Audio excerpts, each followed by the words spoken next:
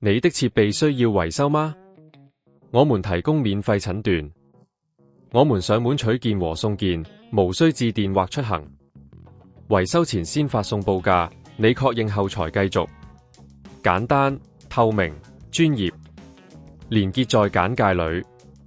Dyson V10 係一款非常受歡迎嘅吸塵器，為咗保持佢最佳性能，定期更換濾芯同進行內部清潔係非常重要。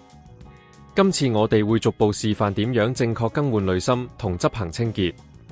首先，請確保吸塵器已經關閉，並拔掉電源插頭，以免出現意外。第一步，輕輕按下濾芯嘅按鈕，將舊濾芯從吸塵器上取出。留意，如果濾芯已經使用咗一段時間，可能會有堆積嘅灰塵同污垢，建議進行清潔時要小心處理。第二步，將新濾芯安裝回去，確保扣緊，避免漏氣。選擇原廠濾芯可以確保吸塵器嘅效能。接住，我哋要進行內部清潔。首先，打開吸塵器嘅集塵筒，將內部嘅灰塵清空。建議定期清空集塵筒，避免影響吸力。然後，使用濕布輕輕擦拭內部，特別係電機周圍嘅地方，確保無灰塵積聚。如果你發現內部有較難清理嘅污垢，建議聯絡專業維修服務。